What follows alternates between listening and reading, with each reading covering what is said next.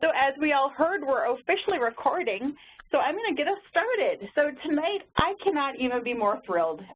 This is one of my favorite lectures of the year. I met Paula Gregory as what I consider a dear friend at a meeting, and we've learned to go out to dinner together. And then I realized that she is who NIH calls when she wants people to do well on early career grants. And I said, Paula, can I bribe you with dinner? So now we have a deal where I bribe her with dinner, and in exchange she gives this lecture, which is just one of the favorites that has come up over and over again.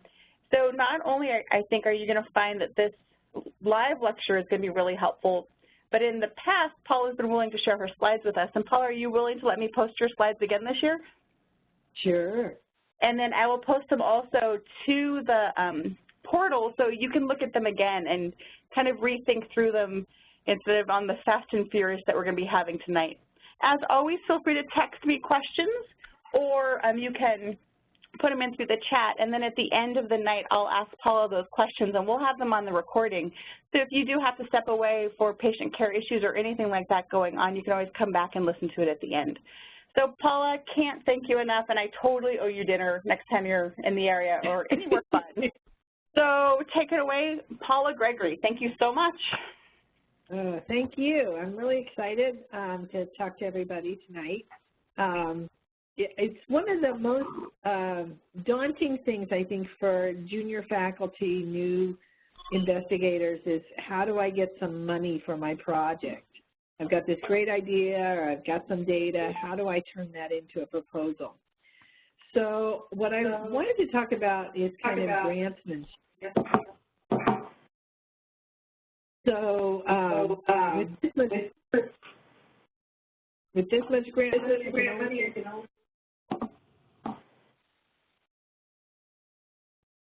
so I think one of the biggest issues everybody has to deal with is the government budget. You know, most of us are going to apply for federal.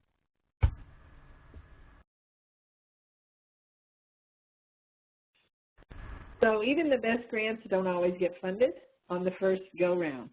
But what I do feel is important, the reason I feel like helping people with writing grants is so important.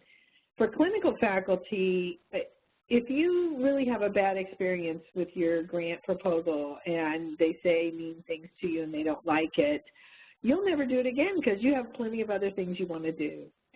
So what I want to do is make sure that you get as good a quality product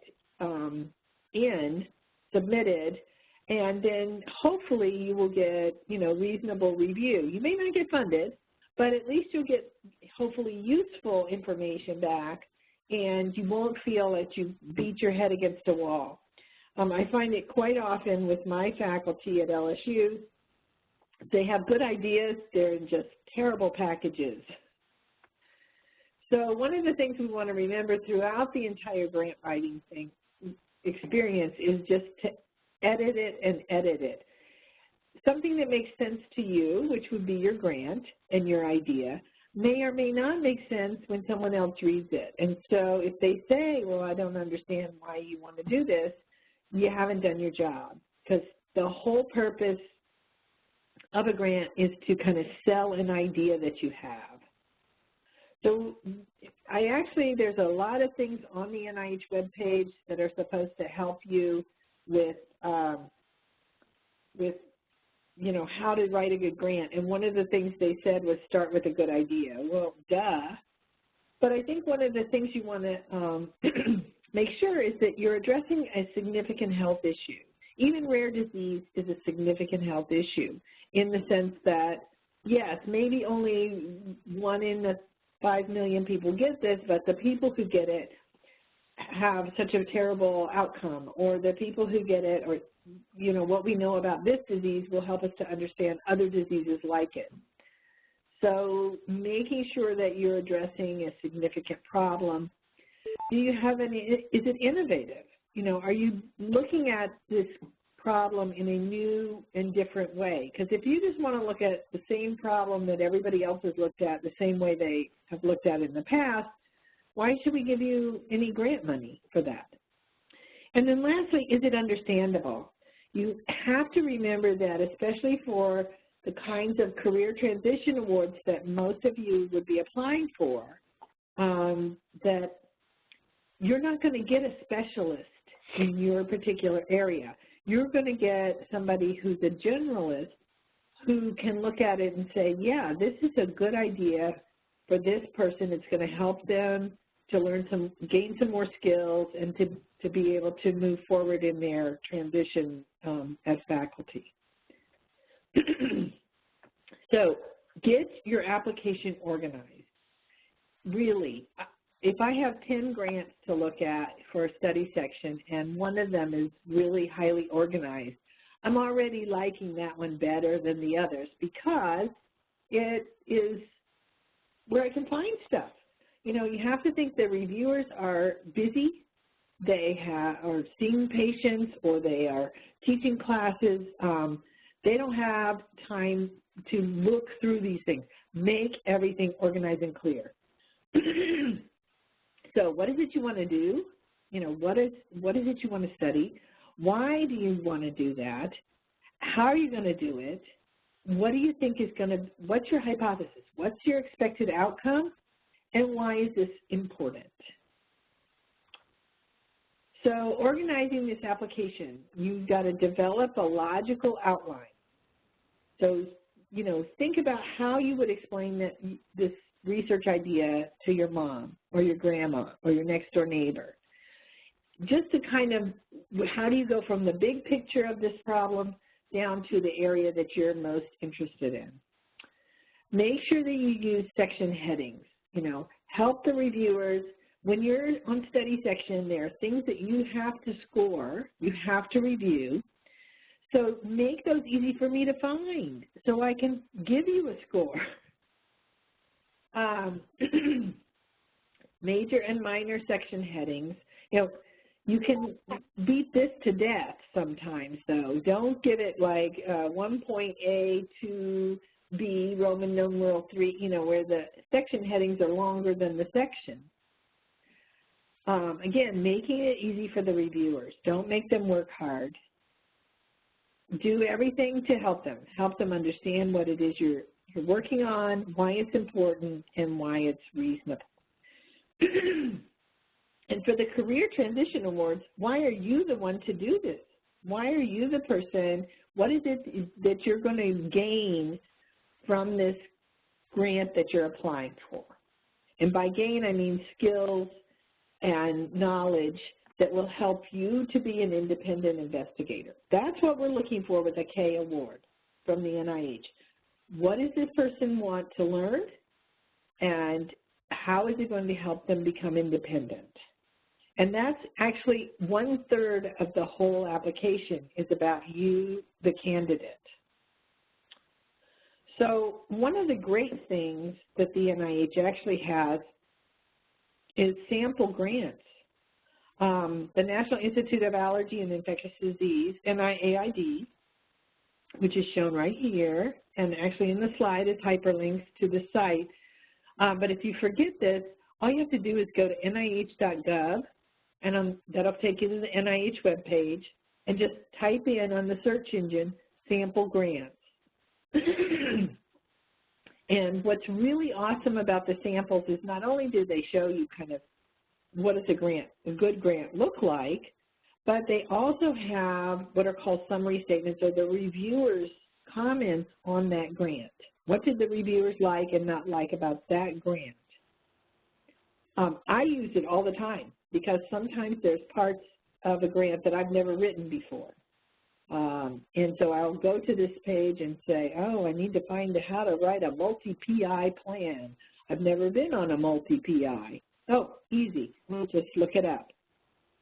So this is a very helpful component for you. So we notice how easy it is. Here's one of the grants that's on that sample grant, and you can see that the major heading is the research strategy, and they've broken that into 2 components, significance and innovation. Why are there 2 components? There's 2 scores. Each of these things is scored. So as the reviewer, it's easy for me to find what it is that you want to tell me.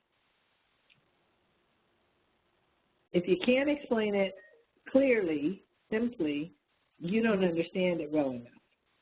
And that is probably the truest thing. It's very hard when it's something you work on all the time to kind of step back and have a 50,000-foot view of this area of research.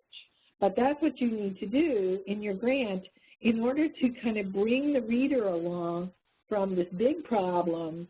You know, lots of people have this down to the part of this that you want to study. Make sure your proposal aligns with whatever institute you're applying for. So almost all of the institutes fund K awards, and for most of you who are clinicians, you would be applying for a K-23, which is a clinical research career transition, or a K-08, which is kind of a lab-based. But you want to make sure that what you're studying kind of go back and look at what are their priorities and see if you can kind of try to make that fit, because you can build that into the proposal. And I'm not saying change your grant or your study, but there's no reason you can't say, you know, we're going to look at this problem, knowing that this problem is something that that institute has prioritized and has a lot of money for. So you want to go after the money. Excuse me. So, for example, National Heart, Lung, Blood, here's their funding opportunities and research. So these are easy to find when you go to NIH.gov. On that front page, it says institutes, so you can look by institute, or you could just play around and look by funding and research, etc. So grants are really like selling your ideas, but you got to be sure that it's very clear what your idea is. That's your hypothesis. This is what we think, and what your abilities are, what are you able to do, preliminary data, why you're the best person, so that's you as the investigator or in a K award as the candidate, and that you're at a good place to do this. Don't propose to do nuclear magnetic resonance at a place that doesn't have it. And that this is important, that the question you are looking at, the disease process you're looking at is important. And again, important doesn't mean that it has to be common. It just means that there's an important component to it. You know, all of these patients always get so-and-so. We think if we treat them in this way, we can avoid that, and that we'll have better health outcomes for these patients. Doesn't matter if it's the rarest disease on earth. The point is that what you're going to do is change the outcome, which is significant. So it's a great question. I'm not sure I'm trying to sell you. So good presentation, really important. Address what the reviewers have to look for. We have to score the significance. So you have to tell me why this project that you're proposing is a significant health problem. What are the long-term benefits of the activity, of the research? If the aims of the application are achieved, how will we, even if nothing else happens, how will we advance scientific knowledge? What's the gap? We know this about this disease, we know this about this disease, but what we don't know is so-and-so. This project is designed to try to get at that gap, to fill that gap. So the second type of thing in criteria is the approach. So how did you design your study? What methods are you going to use? What methods of analysis? Have you explained your reasoning?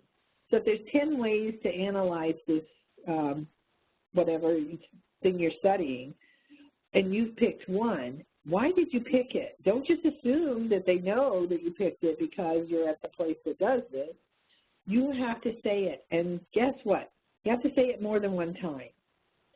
There's an old adage, you know, tell them again, tell them what you told them. Yeah. So you need to tell them 2 or 3 times throughout the proposal what it is you want to do, what's the rationale for doing it this way.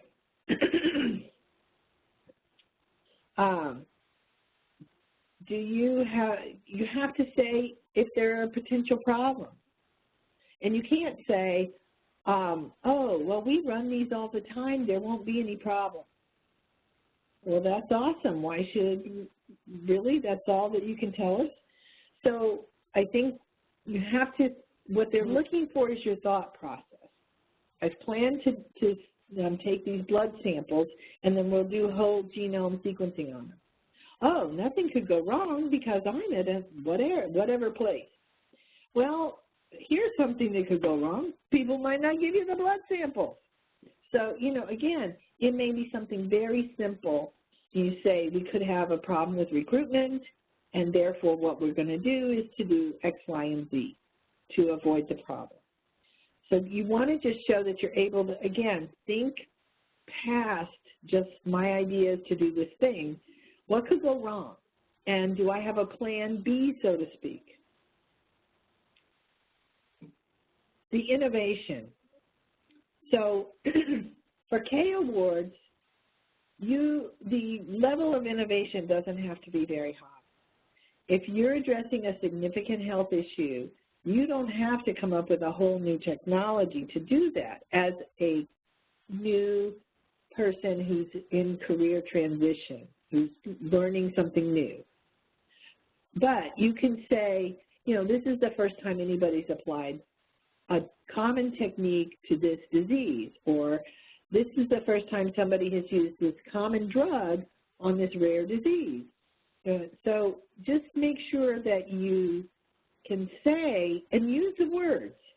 Innovate, it's innovative, it's novel. Use that thesaurus that's in your computer to come up with several different words, unique, so that they get a sense that this is something exciting and slightly new. I mean, again, it's not a requirement for a K award that it be highly innovative, but it is good that you have to say something about innovation. So, even if it's just applying a new technique to an old problem, that's innovative.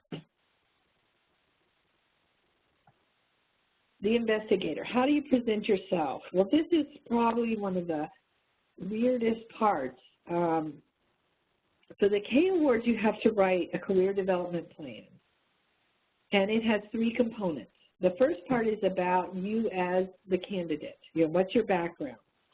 And the biggest mistake I usually see with that part is you just restate what's in your bio sketch. So basically what's in your CV. I went to school at this place, and then I went to school at this other place, and I did residency at this other place. Yeah, we already see that. What we want to come out in the candidate background is, how did you get interested in this field? How did you start doing research? Why did you pick whatever? I worked in Dr. So-and-so's lab when I was a pre-med student, and I got really interested in rheumatoid arthritis or whatever. Put some personality into it.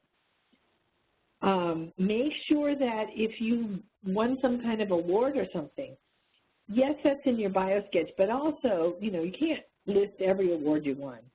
But you may want to say, I did win the so-and-so award for something that's related to what you're planning to do. Is the proposed work appropriate to your experience level? Well, that's the one difference between a grown-up grant and a K award. The second component of the career development plan is going to be your goals and objectives. That's where you need to state very clearly what it is that you want to gain. I want to learn to do such and such, or epidemiological skills because I want to find diseases in more common populations or whatever. So state clearly 2 or 3 very specific career goals. It doesn't have to be long. The career goals and objectives component could be half a page. The third component is your training plan. And that's where I need you to say, okay, goal number 1 is to gain epidemiology experience. I'm going to take a course. You know, what are you going to do? I've got a mentor who's an epidemiologist. I've got so-and-so, and all of those things are going to apply to my project. So you come up with very specific goals, and then in your training plan, address how you're going to achieve each of those goals. What courses you're going to take. If it's, don't just say, I'm going to take some courses. Give it a name. Where is it? Who's, you know, when do you get to take it, in the spring or whatever? As well as for the career development, you need a mentor or 2 or 3. So each mentor, you should say where you think that mentor is going to help you in your goals and objectives. As well as when you get to the research plan, you should state which parts of the research plan that mentor is going to help with. Because just saying I've got some really cool mentors and they're really smart and they're going to help me is not going to get you funded. You need to very clearly say what that person's going to do, how they're going to help you, what they're going to teach you, how they're going to help you make this transition. Now, can you have collaborators? Absolutely. So in addition to mentors, some people will also have collaborators. That may be somebody who is not so senior. They may be a colleague or whatever. They might be somebody who's going to give you samples, whatever. Those people will be listed as collaborators, and you're going to need a collaborator letter from them. But that's different from a mentor. The environment. So this is another piece that's pretty important. If you don't have sufficient access to resources, equipment, facilities, whatever, how are you going to achieve this? And if you do have access to these things, if you don't tell them, they're not psychic. They don't know you, they don't know your department, they don't know your school. So you need to describe this very clearly. One of the big mistakes I see with a lot of clinical grants is they'll say, you know, we're going to get 100 samples from our patient clinic. Well, how many patients do you see in the clinic? If you see 101 patients each year, probably I'm not going to believe that you could get the 100. But if you see 600 or 800 and you want to get 100, oh, well, that sounds reasonable. So you need to lay out clearly not only the environment as far as, you know, what resources you have, but think of your samples, your patient samples or your patient population as part of your environment, you know, and make sure it's very clear to the reviewer how many you see in order to, you know, make it seem feasible that you're going to be able to collect X number of samples.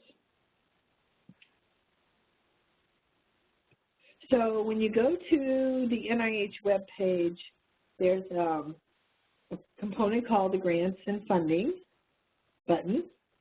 And the other thing that's on the NIH webpage is this. There's this little rolling thing.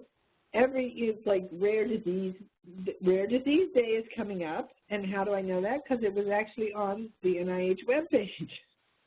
Anyway, if you click on the Grants and Funding, then it will take you to something called the NIH Guide for Grants.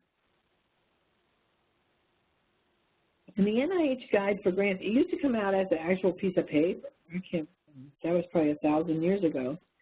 But now, you know, it's basically things are added on a weekly basis. And it lists all new funding opportunities there. And the reason you want to know about this is some of you maybe don't need to apply for a K award. Maybe you have the skills, but what you have is you want to do research on a specific project. By looking at the funding opportunities, there may be something that is very specific to your area that already exists.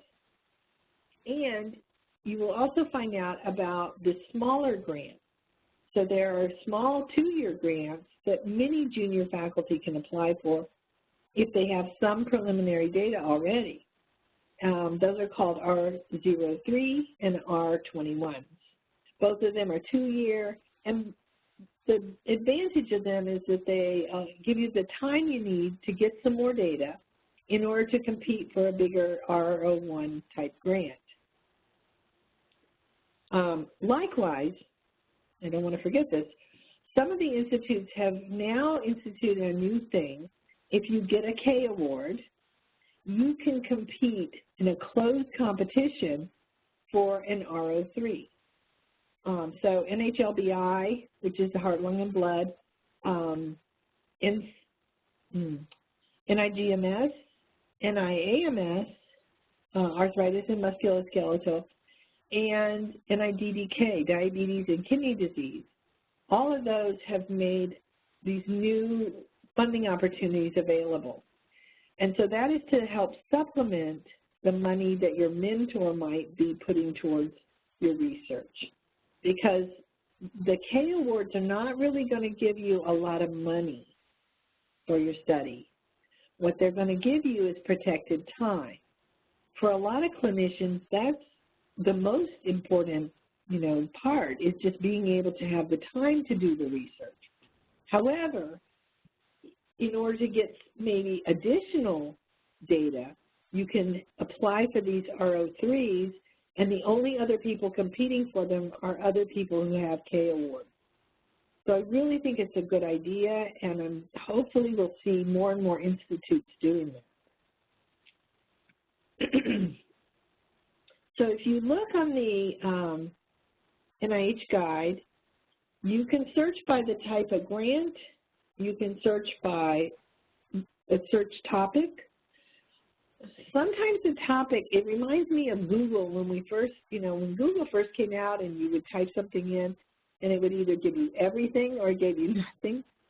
Topic is a little harder for the NIH guide search. So if I were you, I would start, just by looking maybe at your disease and see what comes up. Or, a bigger topic. If it's a musculoskeletal disease, you might look for NIAMS. Look for the institute that funds research on musculoskeletal or neurological or whatever disease you got. And, oh, you cannot see this. Don't you hate when people do that? They have slides and they say, oh, you can't see this. Yeah. It's now okay. I've Still love you, Paula. It's okay. They can look later. So there's basically 2 types of grants to apply for. There's something called requests for applications. Those are usually one-time deals. The institute has decided that they really need somebody to do some research on this, so they publish this announcement. And usually it has a quick turnaround because they're looking for people that are already working in this area. But it also is limited competition. So one that I saw recently was on aging and cancer. One of the big questions is about chemotherapy and how you dose people who are older. And it's not clear who's studying that. So the NCI and the National Aging Institute put out a RFA together. So only people who are already studying it really would be competitive to get this money. But it's very focused. And again, you'd only be competing against other people who work on what you do. On the other hand, the program announcements down here, those are big announcements. Those are like the K Awards. That's a program announcement, K08, and then it has a whole list of institutes that fund them. And that announcement is good usually for 5 or 6 years. So these are big commitments by institutes for more generic kind of things. But that's where the K awards are going to come, is under a program announcement. So here's just an example of something that you might find. This is an announcement for an R01, and this is through the National Institute of Aging, but also the National Child Health. Because if you look at what they're looking for is somebody who's studying juvenile factors on aging. So that is those 2 institutes together. everything you need to know about this grant is going to be on these announcements. And you can click on any of the parts to get any details. But everything, what forms you need, what the deadlines are, what is the purpose of the grant, and kind of what are they looking for is going to be on these grant announcements. The other thing is at the very end of the grant announcement, there will be a contact name. And that's the person, no one tells you this, that's the person who wrote most of the announcement. So if you call and talk to the person and say, well, you've got this juvenile protective factors, I'm looking at stem cells from adolescents and I want to see if they're protective when people age or whatever, that person can give you better feedback because they wrote the thing. And just like anything else, they have a better idea what they want than you do. And some of them write more clearly than others. So I guess what I want to say is don't be afraid to contact the people that are listed as being the person on the grant at NIH to ask them questions. Now, the best way to contact is to email them. And often I would suggest you email them and try to set up a phone appointment. The reason for that is, yes, if you email them and ask them a question, they probably will give you some kind of email generic answer.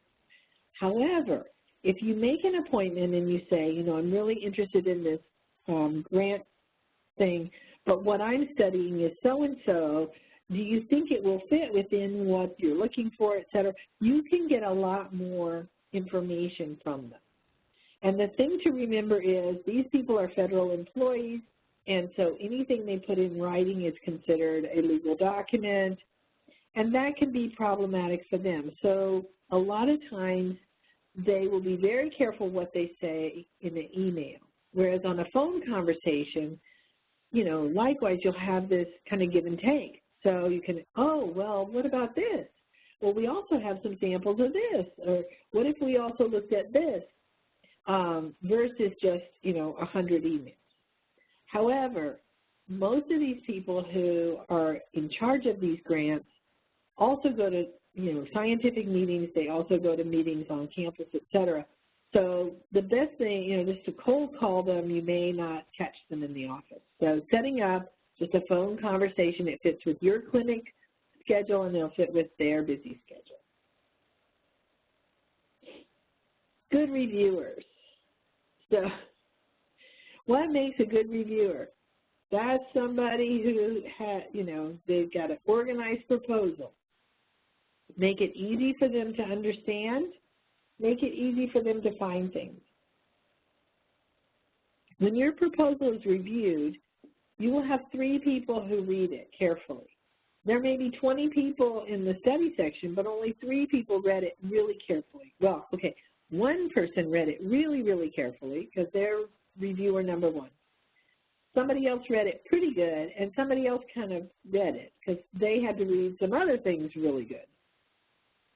If you can make those reviewers, those 3 people, happy, and I don't mean happy like laughing, happy that they can find things, they understand what it is you want, they will defend your grant.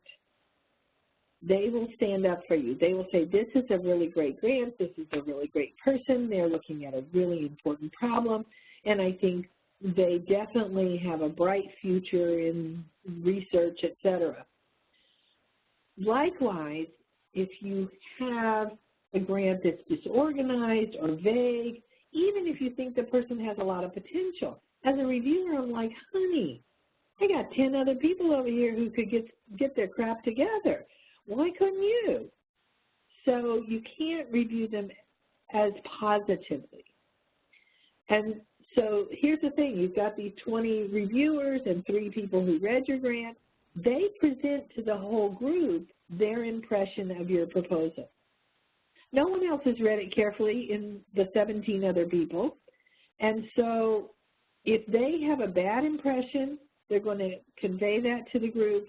and the group is going to score you accordingly. Oh, that person didn't really, yeah, I looked at that one, I didn't understand it. Okay, I'm going to go with what they said. So making it easy for them to find things, making it very clear what it is you want to do, why you're the right person to do it. So even before you get started, before you submit,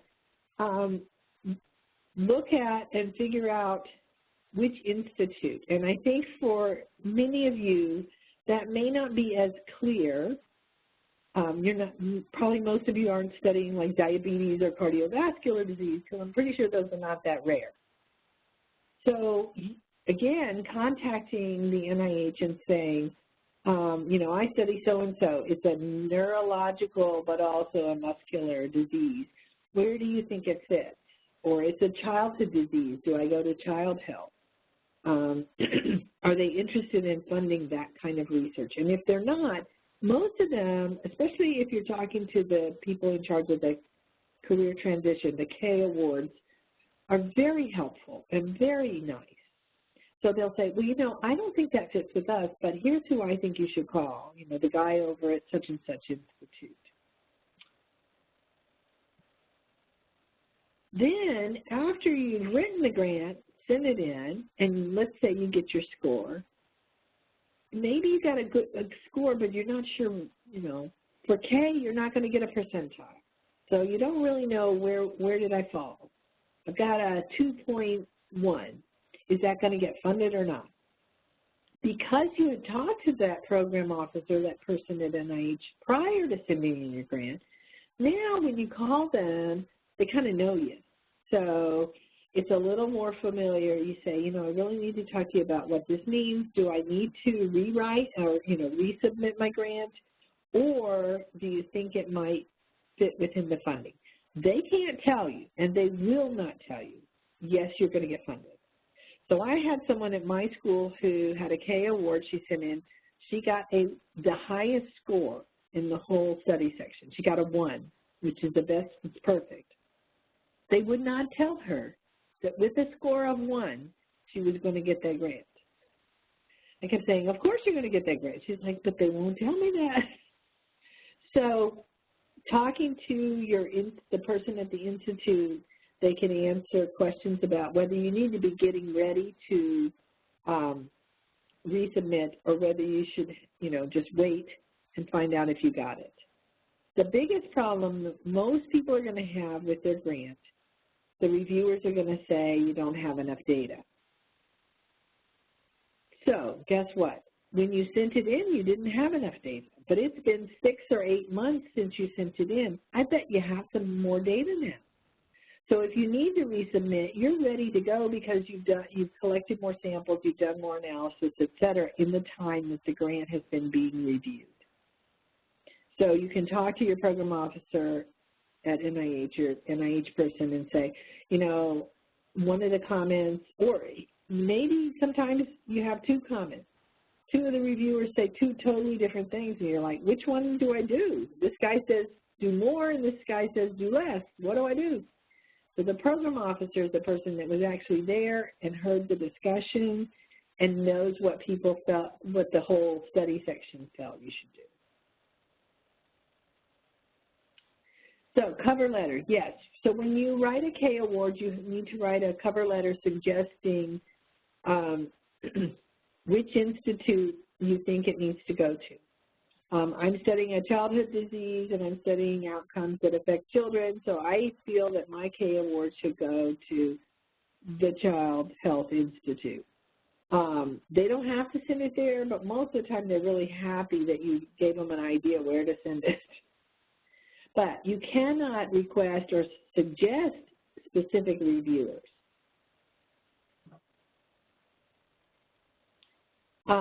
If you're resubmitting your grant, you're going to write a cover letter saying, we're resubmitting, here's what we fixed, and this is what they call response. This is our response to the reviewers.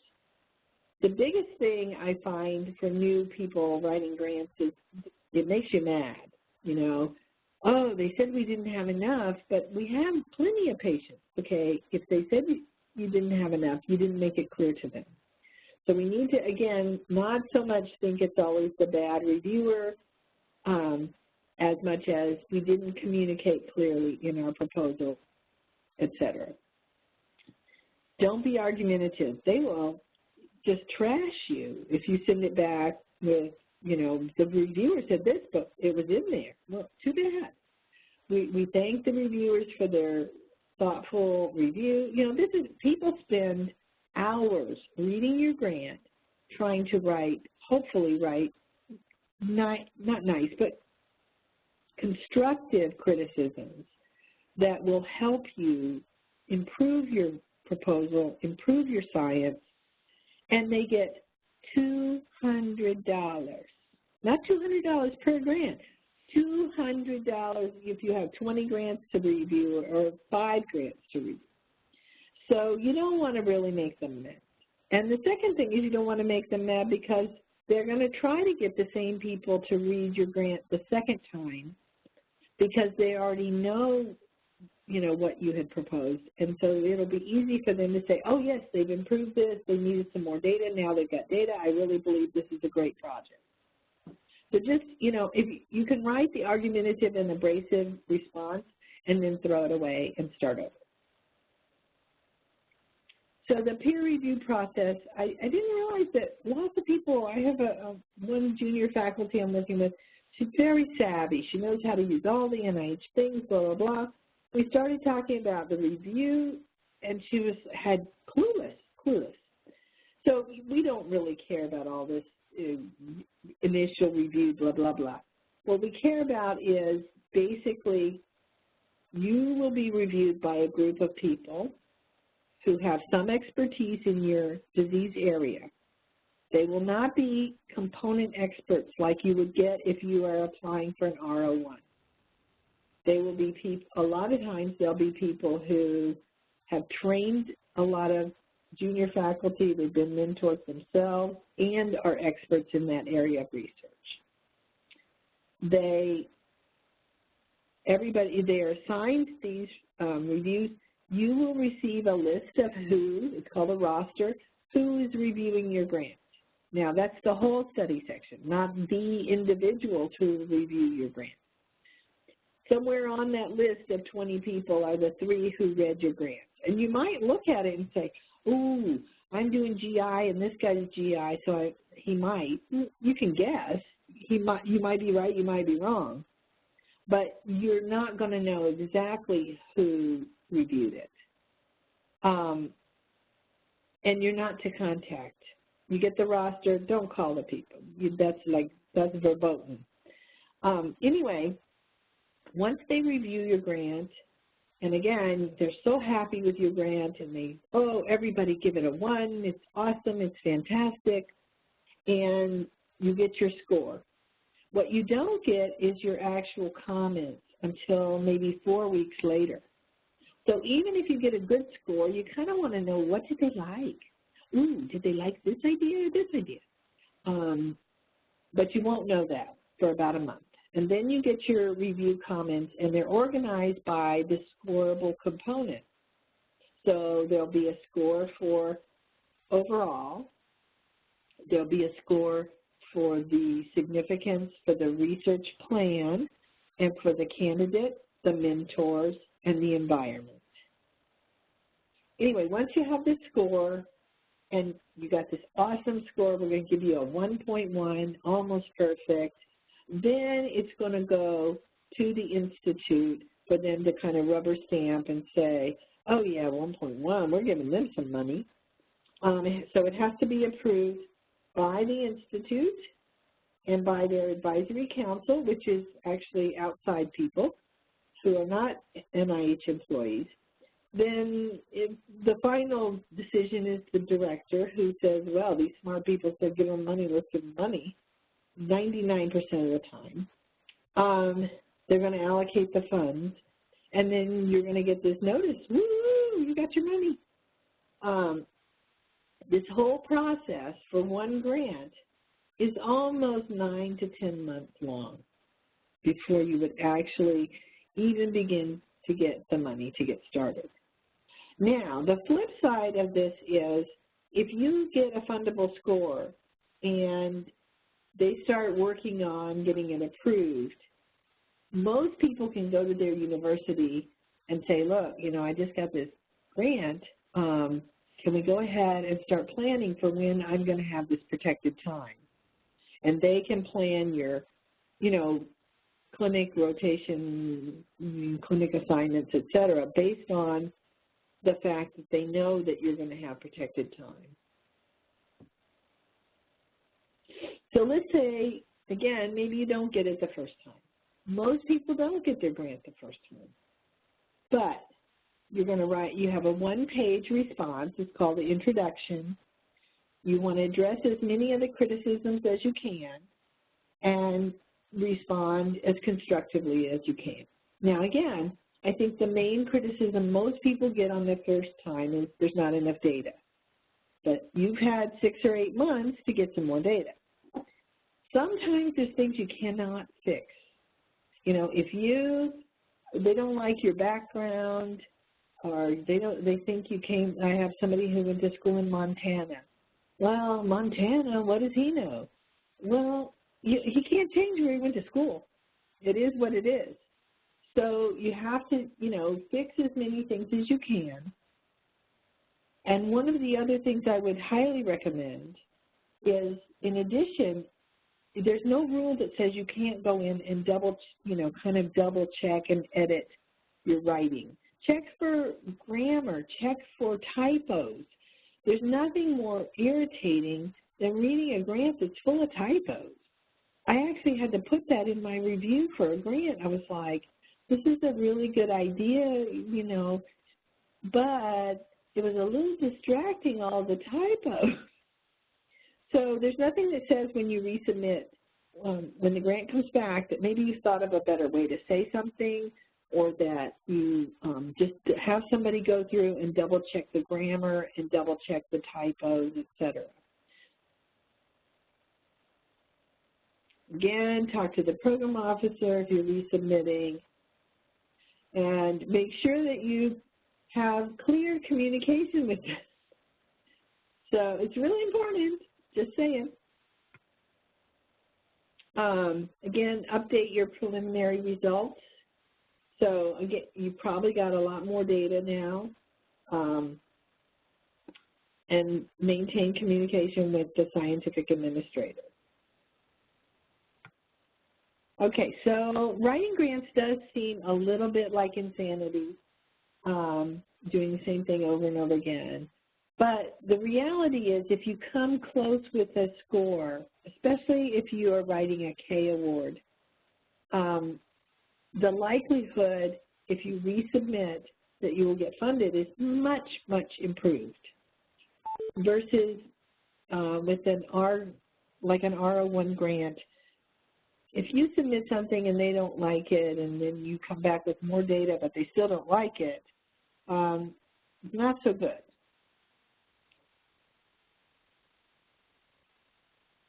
Oh, yeah. So here's just a few little do's and don'ts. Read the application instructions. So first off, you need to go and decide which kind of K you want to apply for.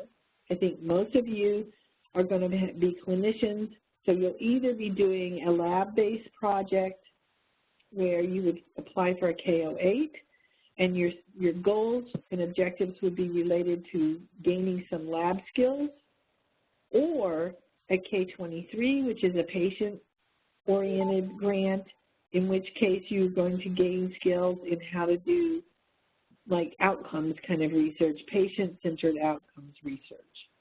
But read the instructions. The last thing you want to do is have somebody send back the grant because there was something missing, that it said very clearly, your grant will not be accepted if it doesn't have training and responsible conduct of research plan. Read, read, read. Get collaborators if that's going to help. And again, a collaborator is not the same as a mentor.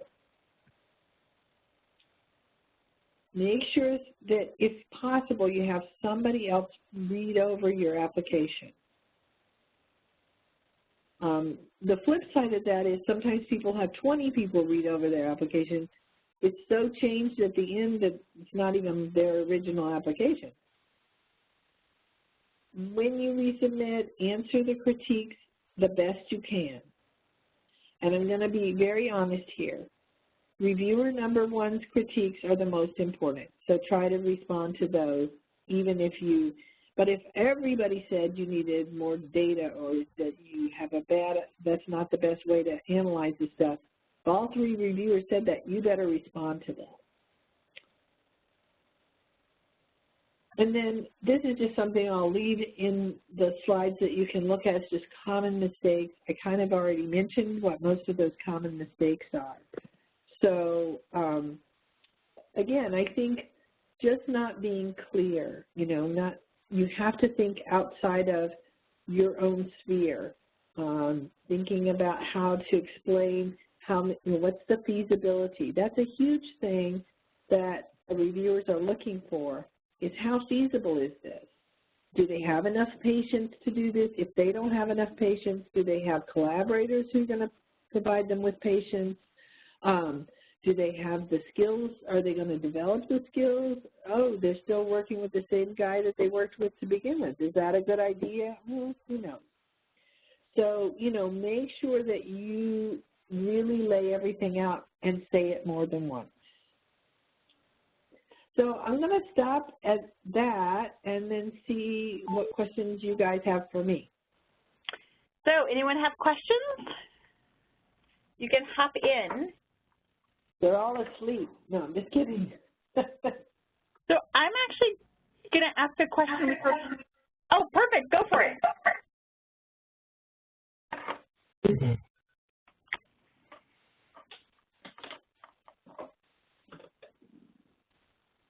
Did someone have a question?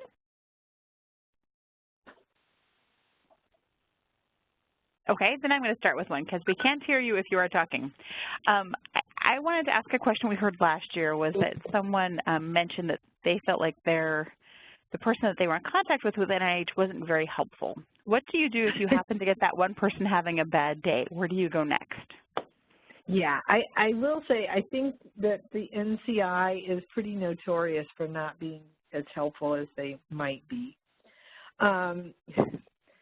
So one, you can do a couple things. One of the things you can do is try to find someone else at that institute, and that is by going to the other K announcements and seeing is it one person who does all the Ks for that institute, or is there, someone else who does a different kind of K?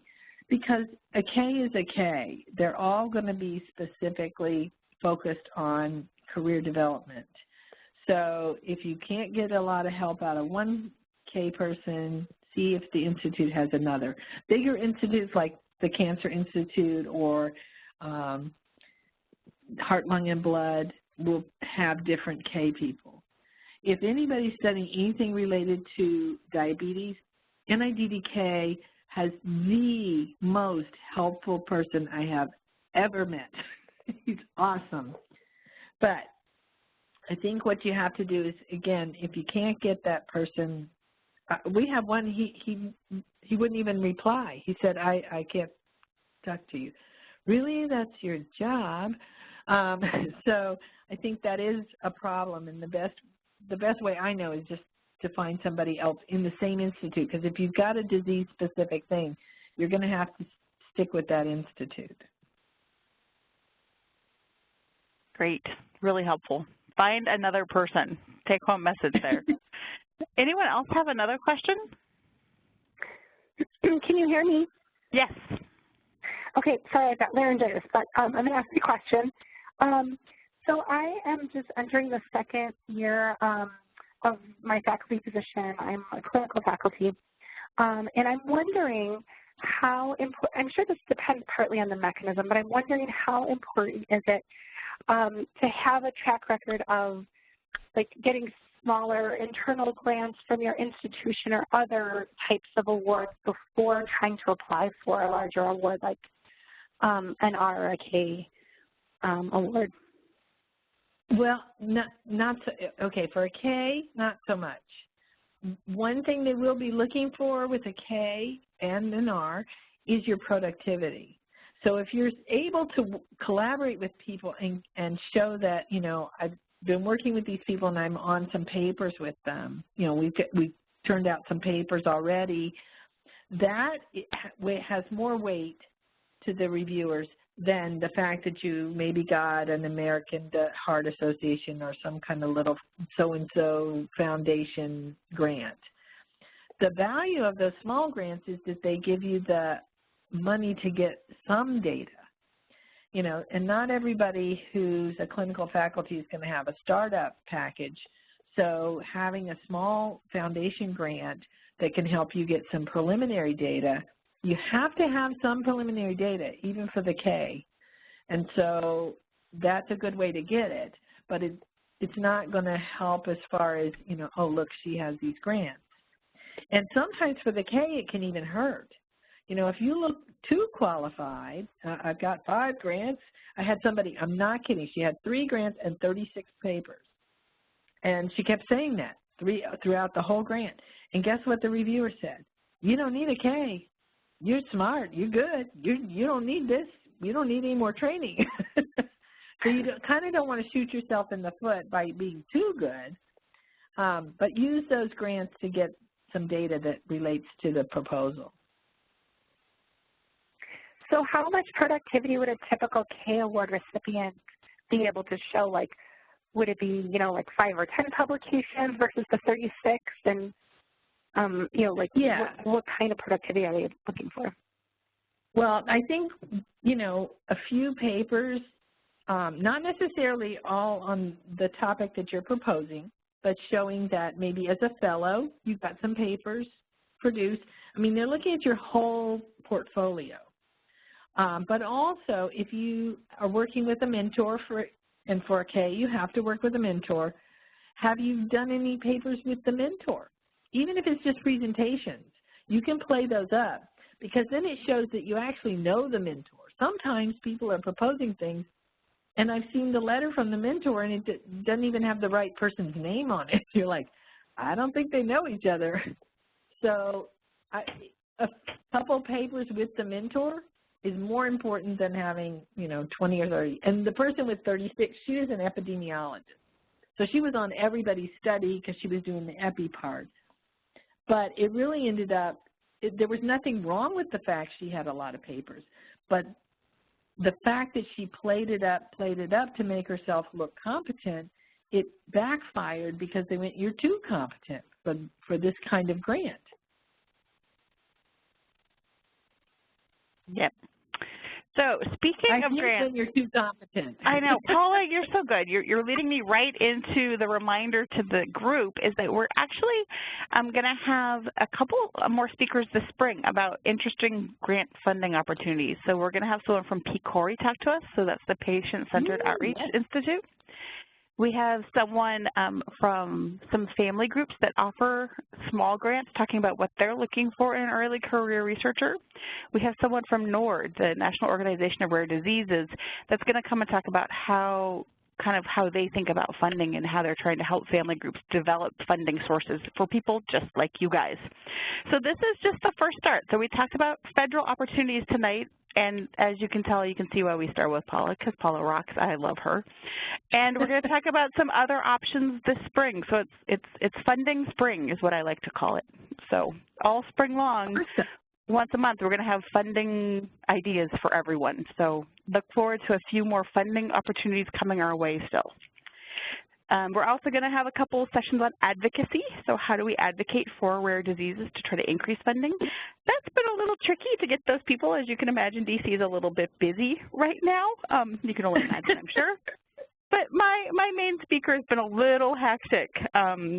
But she is still on board, so she's in Senator Grassley's office and is still on board, but we're just having some issues with getting the right timing for all this. But she is coming to WebEx in your area as soon as I can get her scheduled.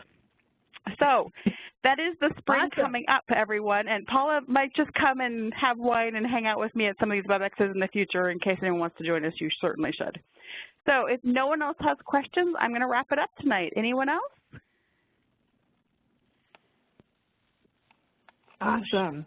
Shoot me an email and I'll forward it on to Paula if we have any more questions. Have a great night, everyone. Thanks so much for calling in so late, and everyone take care and get home safely. Thank you, Paula. Have a good night. Bye.